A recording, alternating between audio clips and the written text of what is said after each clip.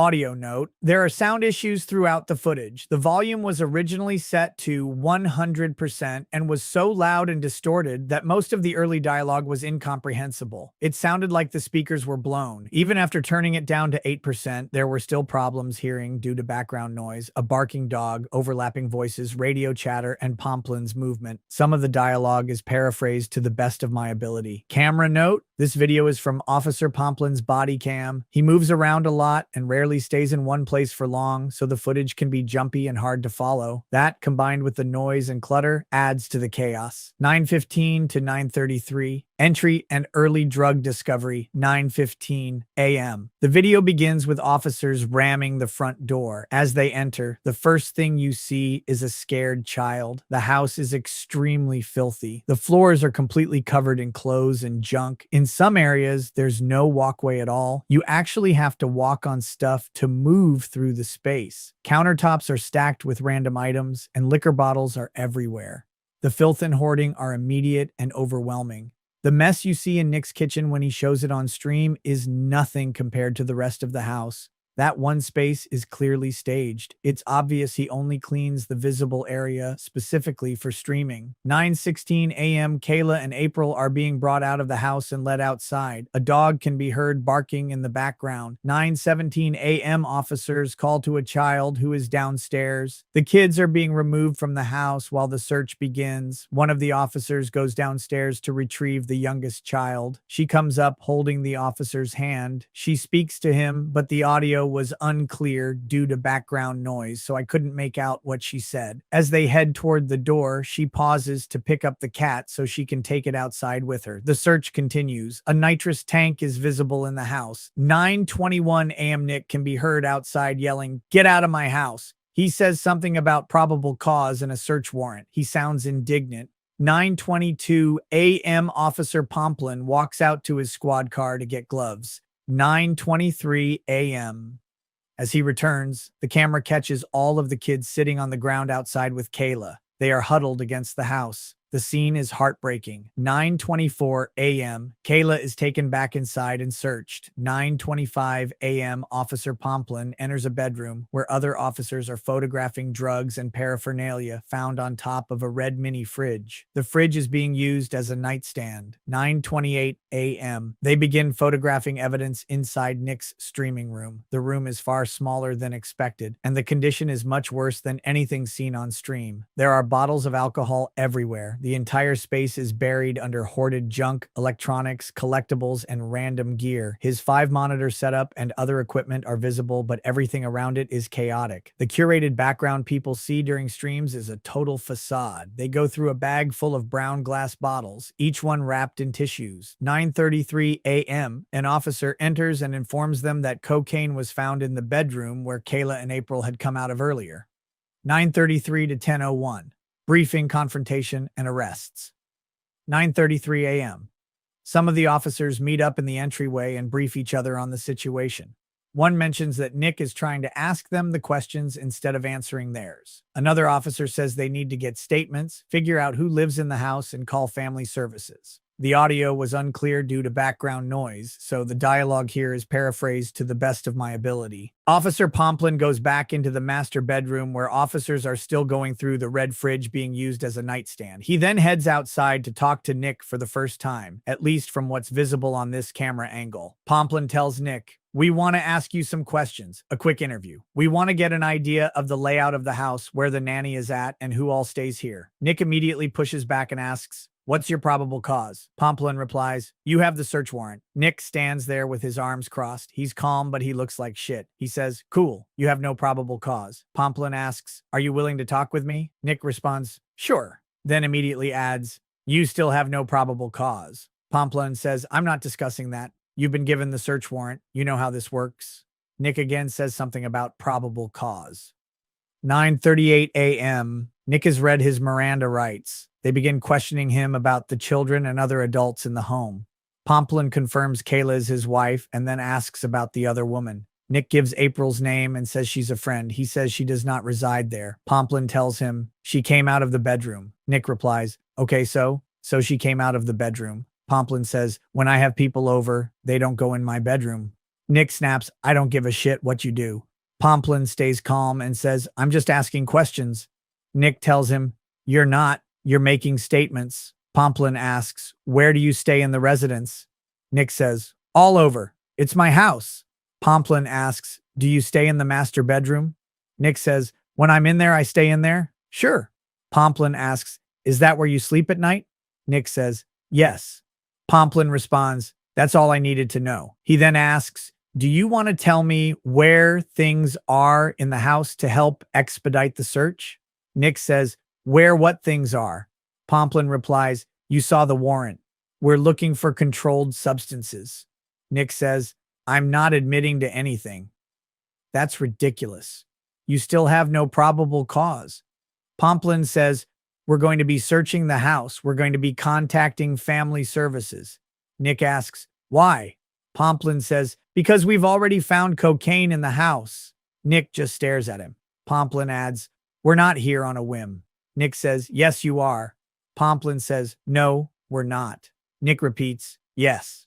Pomplin tells him, We came here looking for controlled substances. We were only in the house about 10 minutes and already found some. Nick responds, I don't know anything about it. Nick says something about family services and mentions the grandparents. Pomplin tells him, That's most likely what will happen, but family services has to be involved. We'll put them with a family member if we can. 9:42 a.m. Nick and April are both handcuffed in the driveway, facing each other. It's almost cinematic. April is looking at him with a pouty face and puppy dog eyes. She's wearing black cutoff shorts and a black long-sleeve crop top. As Nick is being walked to the squad car, he tells the officer, I hope you catch gonorrhea and die. Before putting him in the vehicle, they stop to photograph the sores on his arms. He has a lot of them. Nick asks, Are you going to arrest my wife too? Pomplin tells him, Yes, but we're going to have her stay here and stay with the kids until family services and the grandparents get here.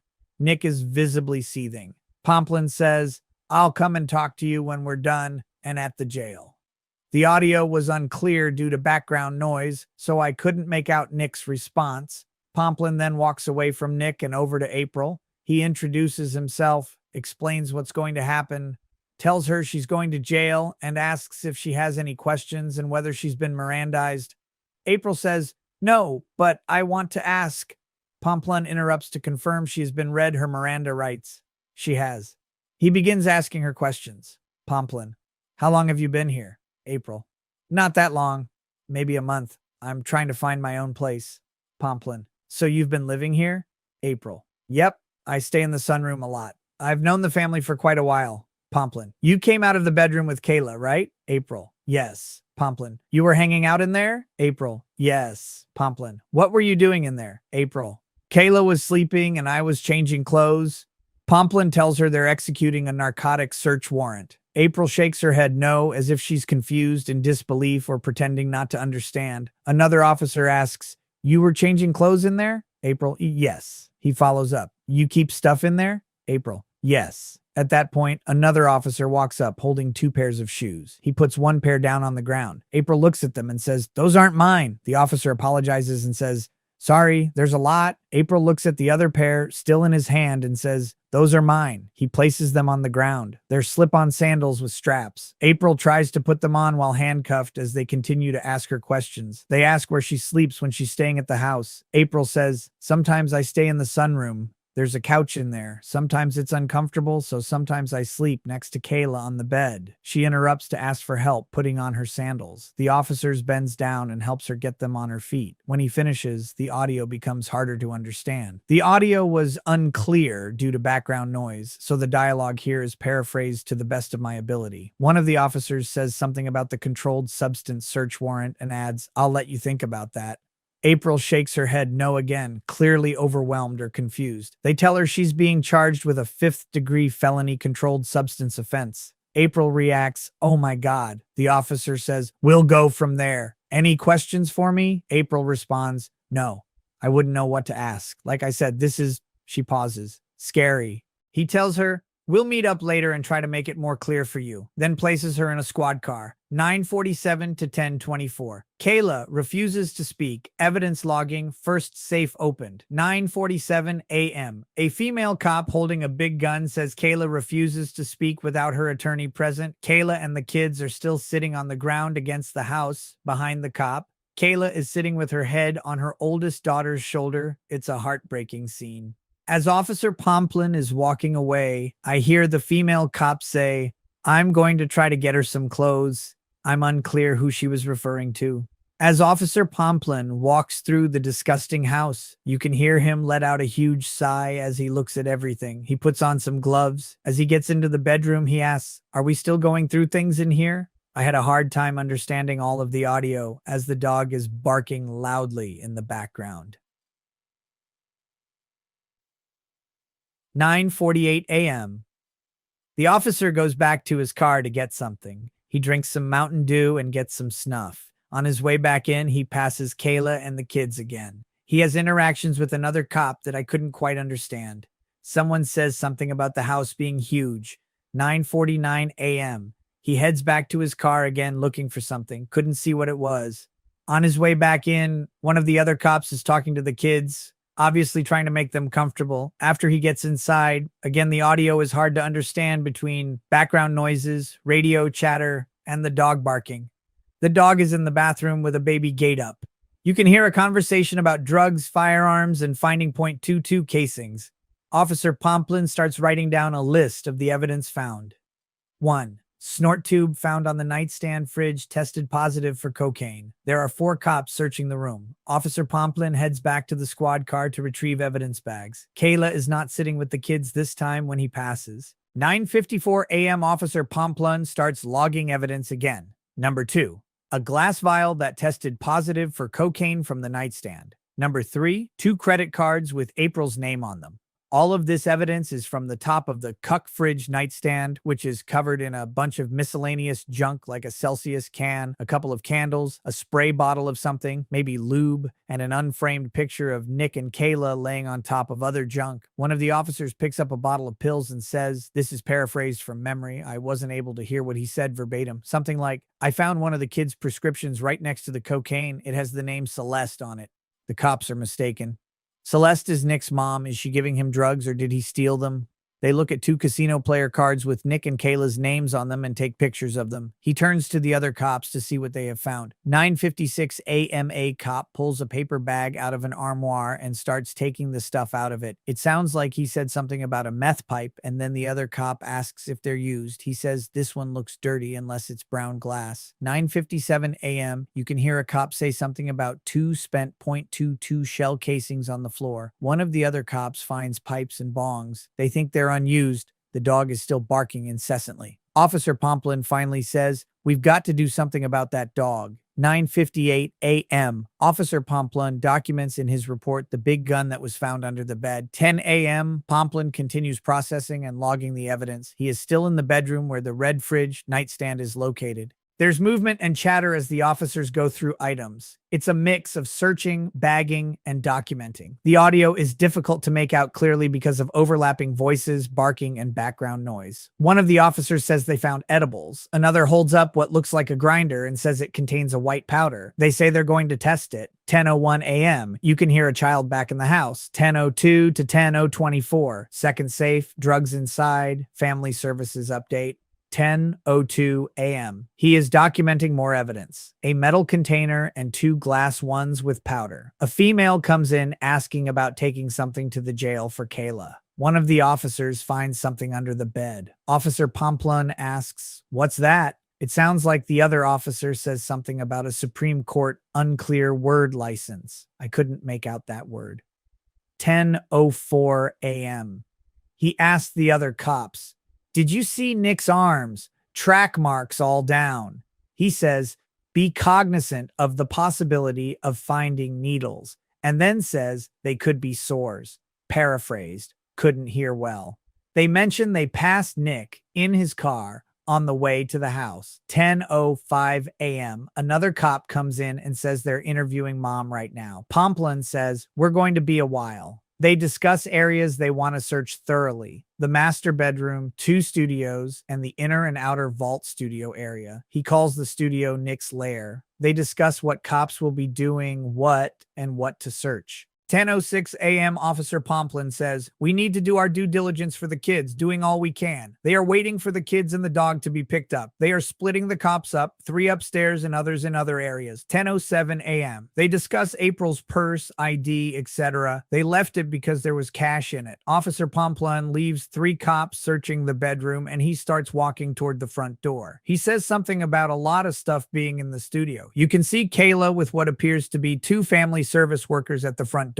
10:08 a.m. Officer Pomplin goes downstairs. It looks like a family room with a fireplace, some arcade games, a drum set, and other kids' stuff. This section is outside the area that leads to Nick's studio. As he goes into Nick's studio, he passes through a small library-type room with lots of books and random things on the bookshelves. 10:09 a.m. When he gets into the streaming room, someone mentions vials and something about homemade whiskey. Officer Pomplin opens a Ziploc bag and pulls out a small box that looks like it has a picture of food on it. It looks to me like something you'd get out of the frozen food section. Then he pulls out different vials. One has a brown substance in it, and he says one of them has brine written on it. He says another one looks like it has whole pepper in it and comments that it's weird. He pulls out a bag of seeds. Again, they say something about it possibly being for homemade whiskey or something. 10:11 a.m. Officer Pomplin starts going through a pile of papers. He looks at a handwritten letter. I took notes on it because it was weird and confusing. It was about a father and a daughter and said things like, "A dad admits selfishness in crisis. A dad getting all the shit but no praise, and the daughter practiced her song just for dad."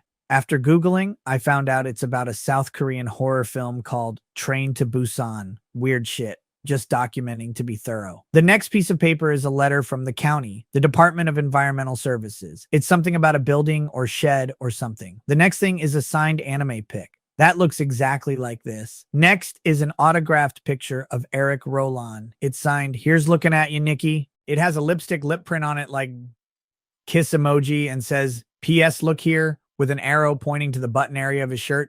I tried to do an AI version. This is the best I could do. I couldn't get it exactly right, and especially the PS and the arrow. Next is a piece of unopened certified mail to Kayla with writing on the envelope. He then finds a cardboard box with question marks drawn on it in marker. He opens it, and inside there's a ton of shredded paper. He rummages through it and finds something that he thinks might have been a big shroom. He asks the other cop, and the cop says no. Officer Pomplin smells it and puts it back. It wasn't visible on the camera for very long. 10:46 a.m. Another cop comes in. He has a safe that he found under the bathroom sink in the master bathroom. It's a briefcase type safe that's locked, but it has part of a baggie hanging out. They were able to test the part that was sticking out, and it tested positive for cocaine. The officer leaves to go ask for the key. He gets a quick phone call, then asks Kayla for the key. She is with the 2 family service workers. He tells her, "We need the key or we're going to have to break it open." She says she doesn't know where it is. 10:41 a.m. They go outside. The kids are still sitting on the ground. The cops walk behind the vehicles and break open the safe with what looks like a pry bar and mallet. The safe is full of drugs, paraphernalia, and baggies. They take a photo and say, "Let's get it to a better location." On their way back into the house, another officer mentions that the grandparents are on their way. They take the safe to a small bathroom, place it on the toilet, and open it. There's a baggie that says KKK on the outside. They surmise it's ketamine. There's also a digital scale, snort tubes, a metal piece that looks like a crack pipe, and another metal item that looks like a spoon without a handle. He asks for another cop and says, "This is insane." His glove rips and he needs a new one. He says he thinks one is ketamine and the bites are either Molly or LSD. They start documenting the evidence. There's the baggie that was sticking out of the safe, which tested positive for cocaine. There are also some cards and a rolled up dollar bill. They find a large corner cut with white powder. There are Ziploc bags containing smaller bags. One of them has KKK written on it. Another Ziploc contains multiple small bags with powder.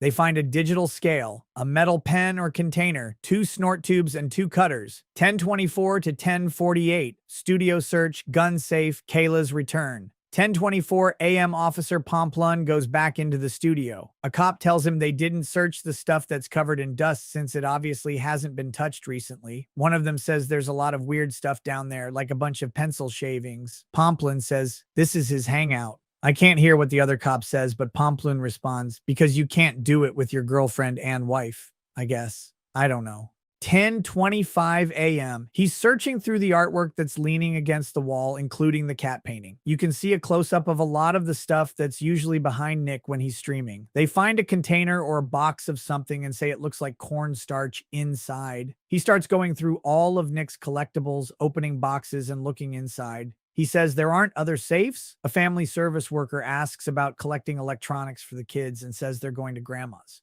10:32 a.m.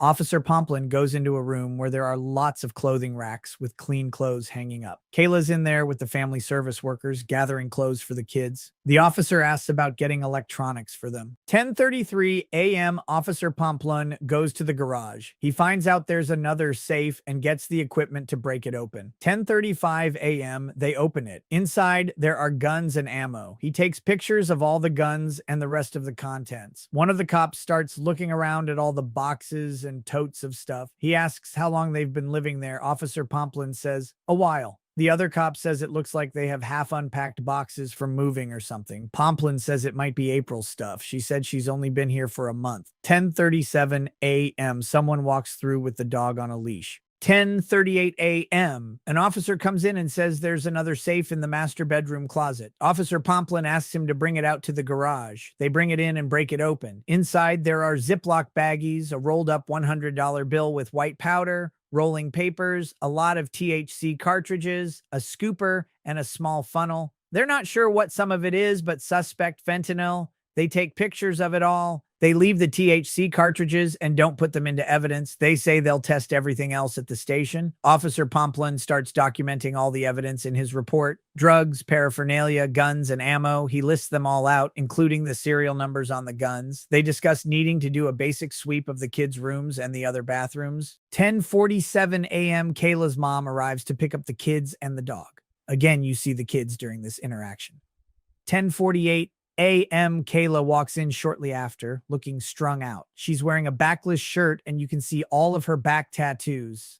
10:48 a.m. to end. Final sweep and personal reflections. 10:48 a.m. They come across a box with April's name on it. They open it and inspect the contents. They start going through the kitchen cabinets, focusing especially on the one with all the pills and medicines. 10:51 a.m. They think they've found needles, but realize they're actually syringes without needles, the kind used for administering liquid medications. They do a final quick sweep of the rest of the house. 10:55 a.m. Officer Pomplun goes back into the master bedroom walk-in closet with another officer who debriefs him on where they found previous evidence, like the bullet and the other safe. The other cop is in the back of the closet looking at a shelf, saying there are all kinds of THC, vapes, and adult stuff. You can't see it from Pomplun's point of view, but it's clear these items are out in the open, easily visible and accessible to anyone who walks in, including the kids. 10:56 a.m. They announce that everyone else is gone, and they start collecting all their stuff. 10:58 a.m. One of them brings up the incident where Nick threw the warrant on the ground. By 11 a.m., they all leave. Additional personal observations.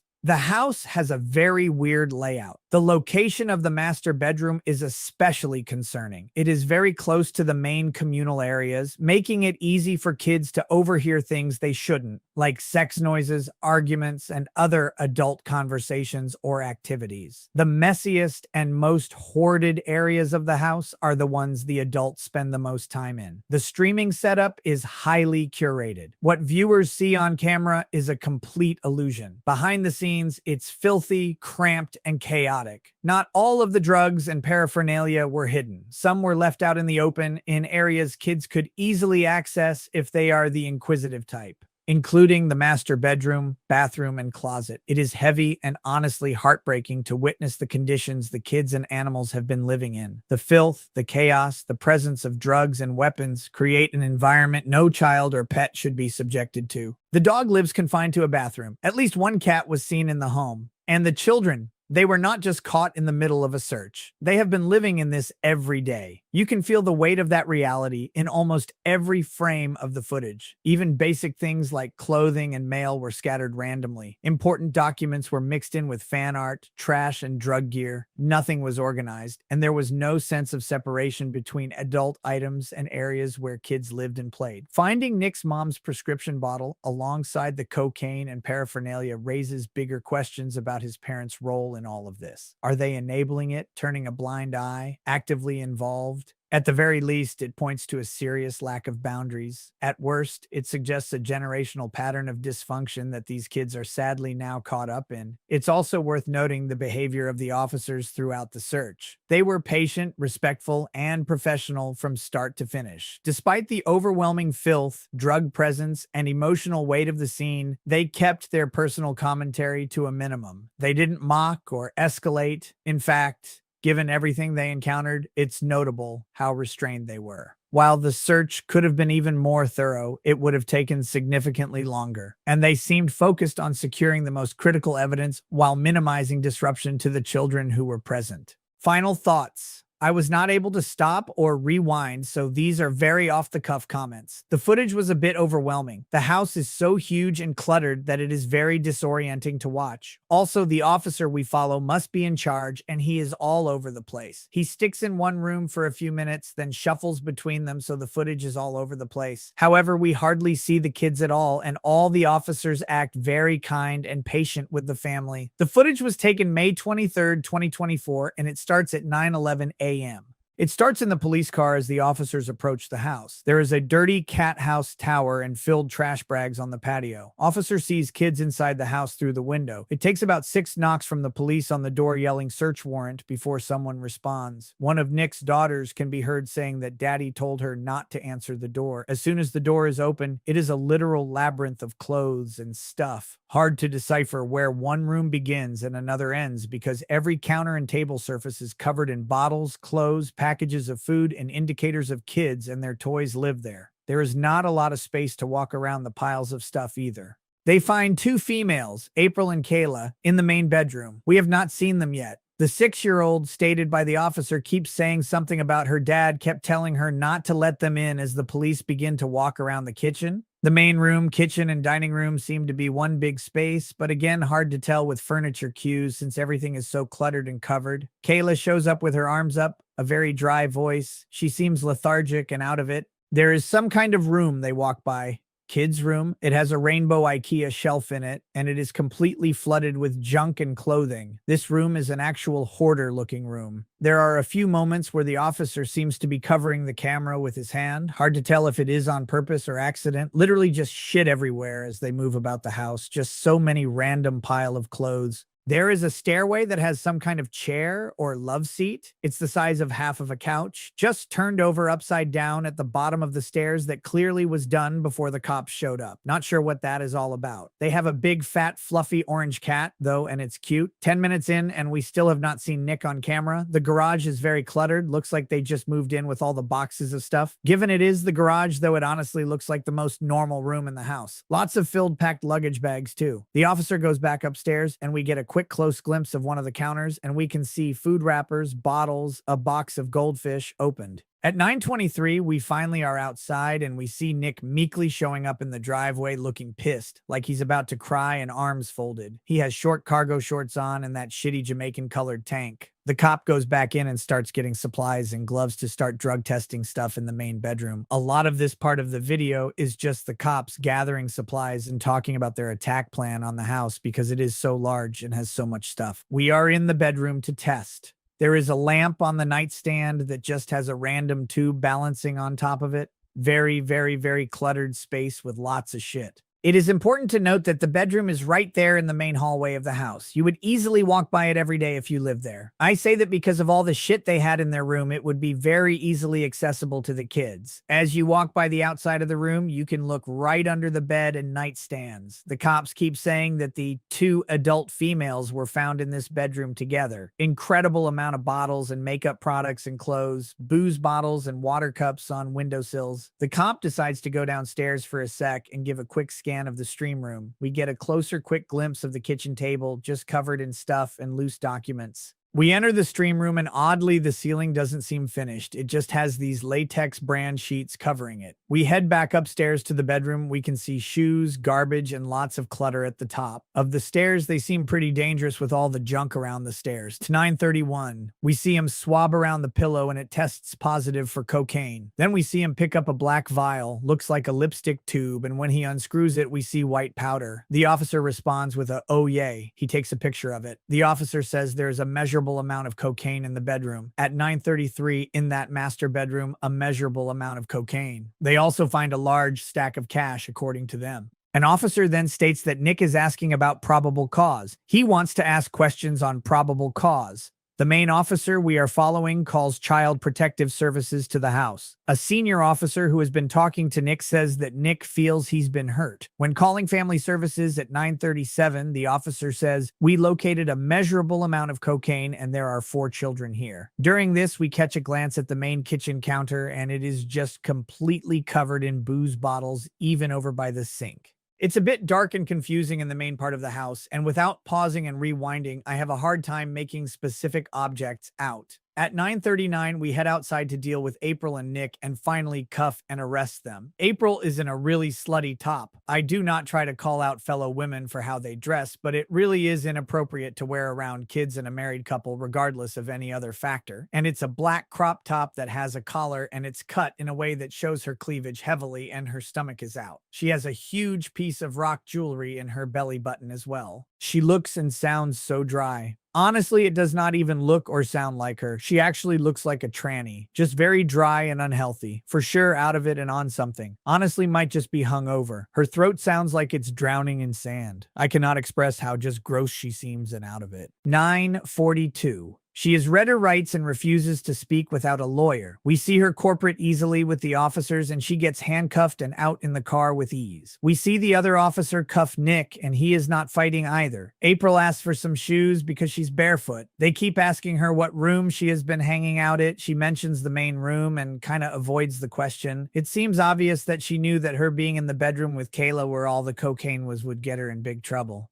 Nick does look still very pissed and arms still crossed before he is cuffed. The officer is very kind and heads back in to get her shoes, which are just haphazardly placed at the top of the stairs. As the officer heads back in the house, the fat orange cat gets out, and the kids, who have been outside on the patio porch the whole time, say it can go outside. We can hear a kind officer ask the kids about their pets to calm them down. They seem to be actually okay. No crying and in decent spirits. I think Kayla is with them until a woman from Child Protective Services comes. She is the one in the white and black striped shirt. 9:46.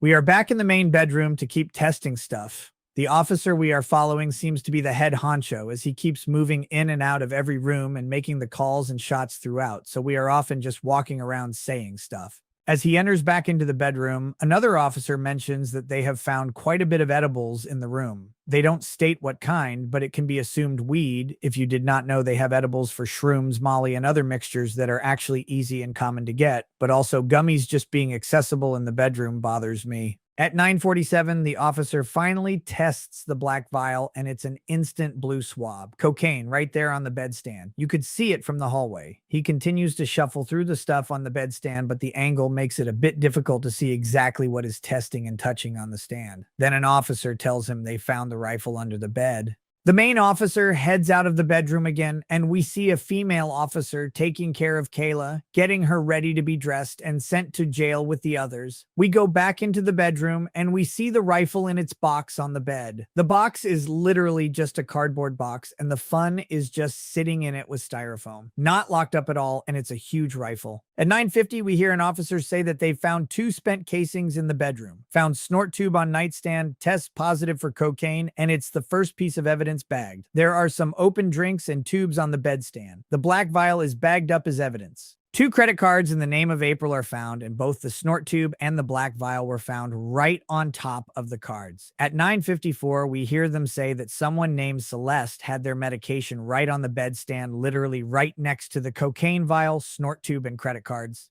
The officer moves down to search around the floor around the bed and stand, and we see that the bedstand has actually been The red fridge Nick has been bringing around the whole time. He opens it, and I can only make out some jars of jam on the door from the angle, so food was there for sure. Food and meds on top of an easily accessible stand next to cocaine. There is a white stuffed animal and a hairbrush at the foot of the fridge right next to the bed, so it does seem like the kids come in here. Given that there are a few toys around on the floor, there seems to be a small laptop also stuffed into the space between the bed and fridge, and the light looks like it's on. There is no comment on this by any officer. The rifle number is 20002638 and has multiple magazines with it in the bedroom, says one of the officers. At 10, we hear them say they found even more edibles in the bedroom. They confirm again that the rifle was found under the bed. One officer pulls out a metal funnel, vial, object that is found with another glass vial with some kind of white powder in it. This was found in the shelf under the TV in the bedroom. They test the white powder, and there is a faint blue on the swab, and the officer indicates that this means it could be a mixture. He bags it for evidence. 10:03, they find some weed pipes and test them for other drugs. An officer comments at 10:04 in frustration that there is just so much stuff in here. The main officer tells them to be mindful of needles, as he now believes it could be a possibility. They are just continuing to dig through all the shit on the floor. There is a big luggage case that he opens up, and it is completely packed with clothes and objects. The suitcase was already under a huge pile of clothes he pushes off of it. At 10:06, the officer decides to split up the team. He is leaving the bedroom to the others, as he wants to go down and test Nick's studio. One of the other officers calls it a little lair, LOL. They also find April's purse in the bedroom. We head downstairs to the studio at 10:08, and we also cross paths with the Child Protective Service woman. There is a very cluttered and full library room right before you enter the studio. There are 4 monitors with the Joker painting tucked behind them out of sight, LOL, and they are still on, and it looks like he ended some stream. Very full cluttered shelves that the officers dig through. They oddly keep finding random $5 bills throughout his junk. It looked like some of them might have been dollar origami, but some of them were just stuffed into cups or pen holders. The officer tests a few things he finds, but nothing suspicious besides ton of bottles and trash seems to be in here. One officer does find some baggie of weird stuff. They guess maybe cloves or pepper. The main officer thinks it might be a whiskey starter. Then, an officer brings a big metal safe down at 10:12, and they said they found it in the bathroom. We can see a dirty Ziploc baggie poking out of it. The officer says he will deal with it in a bit, and they go back upstairs. At 10:16, we are just rummaging through the black shelves and testing random bits, but nothing is really down here. At 10:17, the officers with the safe returns and asks for help with it, and we go up to a small red bathroom on the main floor. I have to assume this is the main bathroom everyone uses when they don't need to shower, and the safe was found in here. The officer says it was under the sink, but the sink is one of those pillar sinks, so there is no bottom. I wonder if it was just tucked off to the side. The safe is opened up, and the contents are spread across the top of the toilet bowl for testing and evidence collecting. We can see a scale, blue snort tubes, and very dirty Ziplocs with cards and powders in them. At 10:19, he tests the cards and bag in one of the Ziplocs, and it tests positive for cocaine. Now we start bagging all of the objects in the bathroom safe and calling them out as evidence. Evidence 8, large corner cut. This is what they called the large bag with a huge amount of white substance in it. He will test it when they get back, he says. Evidence 9, Ziploc baggie containing multiple baggies. One baggie has powder, and it has KKK written on it. Evidence 10, Ziploc baggie containing multiple baggies with powder. Evidence 11, digital scale. Evidence 12, metal object, funnel, the officers are unsure, containing powder. Evidence 13, 2 snort tubes, plastic straws, and 2 cutters. After packing up all the contents in the safe at 10:23, we head back downstairs to the studio to continue testing. He goes through some drawers, and they are just packed with objects and loose documents. At 10:25, they continue to search through the library that is outside the studio room, and we then go back up the bathroom to double check for any evidence. We get a sight of a skeleton model that is just hanging out in the open space of the living room. We also see a dining room table by the windows just completely covered in junk and food packages. At 10:26, we head into a bathroom with a hot tub. Oddly, even though there is a ton of stuff in here as well, the floor is pretty clear of junk and at the cleanest of the rooms. So many lotions and makeup products are all over the counters, and of course more booze bottles empty and half full on the counter and windowsills. There are many windows in the entire house that just have booze bottles on them. At 10:30, we are still digging through the hot tub room. They head into some kind of laundry room, and it barely has any visible floor, just piles of clothes and filled laundry baskets. There is a hallway window, and there are two bottles of booze, and right next to them on the same windowsill are little teddy bear figures. Sad. I cannot tell what kind of room we are in at 10:38, but it seems to be some kind of closet room or bedroom. It just has shelves and more clothes. There is just a huge rack of so many adult clothes right in the middle. He digs through a random trinket box and finds another bullet inside that he takes as evidence. Louder with Crowder mug spotted at 3340 La Mau. At 10:36, we find another safe, and the officer searches for Kayla to get the code so they don't have to bust it open like he said. Then we head back into the garage, and right before it crashes on me, an officer says that they found two handguns hanging out in the garage. It ended at 10:37:27 for me. As the sector covers the body cam footage, Andy Worski will actively cover up for several other people who were directly involved in Rekieta's criminal activity. Ashton will sit next to him, silently complicit, afraid to contradict or confront his co-host. This is not a prediction. This will happen as it's already happened many times before. The same applies for several other law-tubers who were friends with Rekieta, such as Sean from Potentially Criminal, etc. There are multiple other blatant child abusers on the exact same level as Rekieta, and the sector is more than happy to keep their secrets from you. As you weep for their children, you also sit around letting the next child abuser continue to get rich through YouTube's corrupt system. People like Alex Stein, Dick Masterson, or Ethan Van Sciver will simply act like this is all comedy fodder for their own channels, at most throwing in perfunctory acknowledgments of the actual tragedy involved. The same way Josh Moon and Kiwi Farms were either ignorant or complicit in hiding Rekieta's behavior. They are now ignorant or complicit in hiding the behavior of the next popular streamer, who will either get caught or remain unnoticed. Their role in society is to worship popular streamers. This is why all of them were so easily blindsided by this when it had been obvious for many years before Rekieta's arrest. When the next person gets outed, the eternal cycle of the normie pig cattle will repeat, where everyone who knew will go through a very long process of making excuses and then quick, desperate condemnation to avoid any scrutiny about the fact that they clearly would have to have known it was happening. They do, and you're no better than Rekieta if you ignore it. These people are truly subhuman and should not be enjoying their YouTube riches that you are responsible for giving them. What they should enjoy, instead, is prison.